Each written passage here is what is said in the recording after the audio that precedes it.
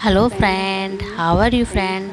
Friends, आप सब कैसे हैं। फ्रेंड्स, श्री शिवाय नमस्तुभ्यम।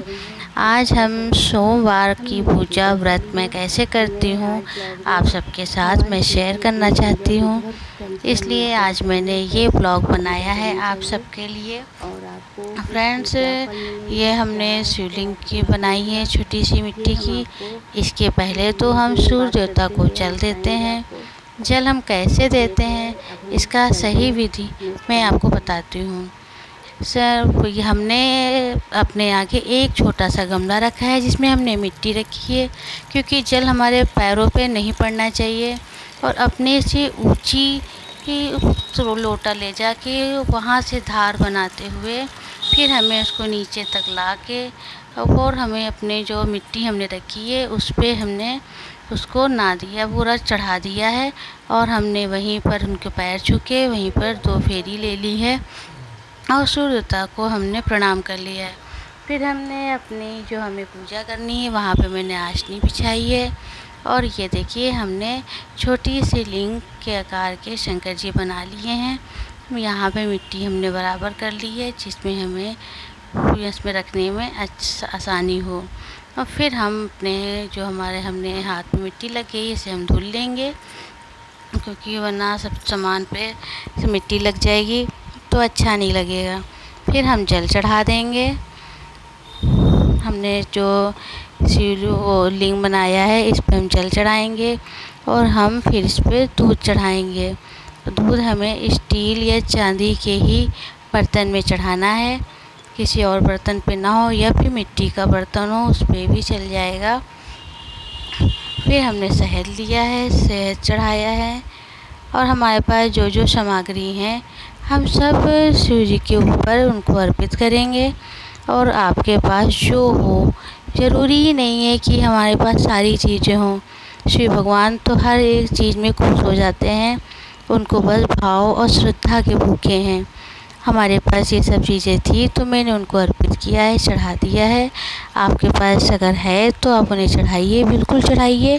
अगर नहीं है तो कोई बात नहीं, आप बेलपत्ती, फूल, तो जल जो कुछ भी हो आप उन्हें अच्छे भाव से सच्चे मन से उन पर की पूजा कीजिए विधि विधान से। फिर मैंने इनको सारी चीज़ें चढ़ा के फिर मैंने लाल चंदन से इनका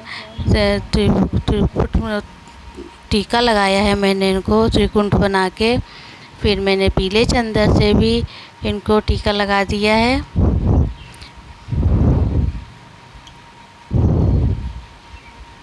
ये देखिए, मैंने पीले चंदन से भी टीका लगा के अब हमारे पास बेलपत्ती है।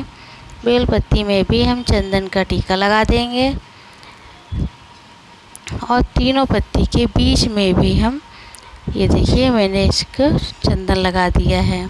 और हमारी डंडी बड़ी है तो इसलिए डंडी को ज़्यादा बड़ा नहीं चढ़ाना चाहिए। हम डंडी को तोड़ देंगे से और हम इसे छोटी कर देंगे और डंडी का मुख्य उस तरफ करके हम चढ़ा देंगे। हमारे पास छोटी सी एक और बेलपत्ती थी, मैंने उसे भी चढ़ा दिया है। मैंने 5 समी बत्ती ली हैं शिव भगवान के ऊपर, मैं उनको भी चढ़ा दूँगी। फिर हमारे पास पुष्प हैं, आपके पास जो पुष्प हों वो पुष्प चढ़ा दीजिए। मेरे घर पे ये पुष्प लगे हुए हैं तो मैंने इनको चढ़ा दिया है, इन्हें मिलने में आसानी है तो मैंने चढ़ा दिया है। छोटी सी बेलपत्ती है वो भगवान जी के ऊपर रुक जाएगी तो मैंने उसको दोबारा रख दिया है इसे। और फिर मैंने इनको सारी चीज़ें चढ़ा दी हैं। फिर मेरे पास जौ, तिल और मूंग की दाल भी है खड़ी, मैं उसे भी चढ़ा दूँगी।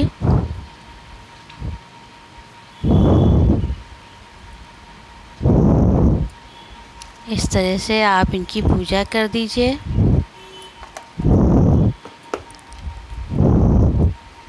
और जो आपके पास भोग लगाने के लिए हो, गुड़ हो, बतासे हो, शक्कर हो, फल हो, मीठा हो, जो कुछ भी आपके पास हो आप भगवान को भोग ज़रूर लगाइएगा।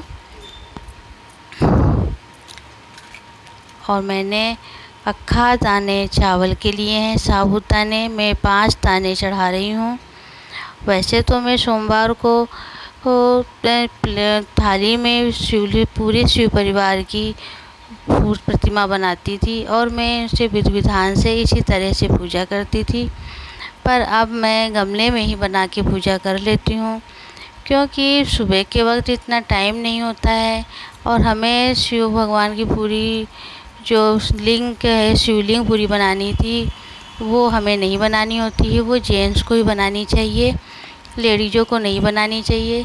ये सिर्फ ऊपर की लिंग है, वो लेडीज़ें बना सकती हैं। तो मैंने इसे बना के गमले में पूजा कर लिया है। ये देखिए, अब हमने धूप बत्ती जलाई है, दिया जलाया है। धूप बत्ती दिया जला के और भगवान के ऊपर हम इनको आरती करके फिर हम चालीसा अपनी पढ़ेंगे।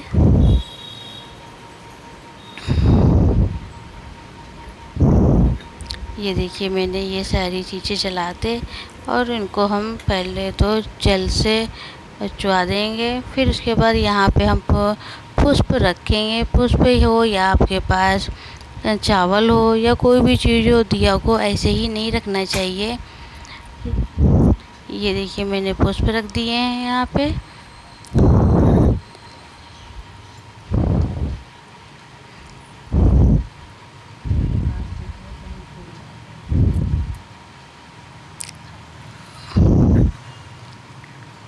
अब हम इसे भी रखते, अब हम जल से इसको अछुआ देंगे। बिना अछुआए दिया और या धूप बत्ती से आरती नहीं करनी चाहिए। और जो आपको मंत्र आता हो उस मंत्र का उच्चारण करते हुए आप इनकी आरती कीजिए। मैंने कपूरी गौरम करुणावतारम संसारिसारम भुजगेंद्रहारम सदा वसंतम हृदयारविंदे भवन भवानी सहितम नमामि।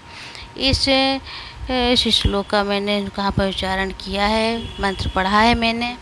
और अब हम शिव चालीसा पढ़ेंगे। पहले तो मैं इनको प्रणाम कर लूँगी,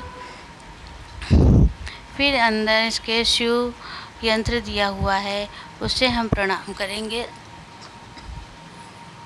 ये देखिए, और ये भी कपूर गौरम मंत्र का जाप करेंगे। इसके बाद हम शिव चालीसा स्टार्ट करेंगे। अब हम शिव चालीसा मैंने पढ़ ली है। इसके बाद हम आरती कर देंगे। आरती के बाद ये पूरी हमने ओम जय शिव ओमकारा मैंने पूरी आरती की है। और इसके बाद अब हम आरती जब आप पूरी कर लीजिएगा, फिर इसके बाद आपको जो मंत्र आता हो, महामृत्यु मंत्र आपको आता हो, जो भी आता हो, फिर उसका आप जाप कर लीजिए। जाप करने के बाद आप इसको फिर से अछवा के और इसमें आप आरती भगवान जी को दीजिए। आप खुद भी लीजिए आरती और सच्चे मन से जो भी मनोकामना हो भोले बाबा से आप कहिए, आपकी सारी मनोकामना पूरी होंगी। सारी जो भी आप मानेंगी, आपके घर में जो भी कष्ट होंगे, जो भी दुख होंगे, सारे दूर हो जाएंगे। भगवान का दिल बहुत बड़ा है। भोले बाबा सारी विपत्तियों को दूर करते हैं, हम सबका कल्याण करते हैं।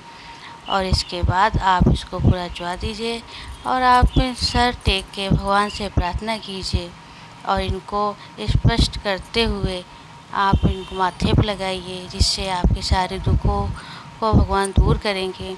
और हाँ, आशवानी है, वो आसनी हटाने से पहले 2 बार जल छिड़क के इनको प्रणाम कीजिए। उसके बाद आप आसनी हटाइए। ये हमने पूजा कर ली है। और ये हमारा बेलपत्र का पेड़ देखिए कितना सुंदर लग रहा है। ये बहुत ही पूजा करने के बाद बहुत ही मन को शांति मिलती है, जिससे हमारे मन और दिल और दिमाग एकदम शुद्ध हो जाता है। अच्छी फीलिंग अच्छी है, अच्छा दिन जाता है। और हमने जो ये व्रत किया है सोमवार का, इस व्रत में हमें नमक नहीं खाना है। अगर आप चाहें तो एक टाइम बिना नमक का खाना खा सकते हैं। अगर आपसे हो सके तो आप पूरा दिन ही बिना नमक का उपवास कीजिए। आलू या फल जो भी खाइएगा उसमें नमक नहीं खाइएगा।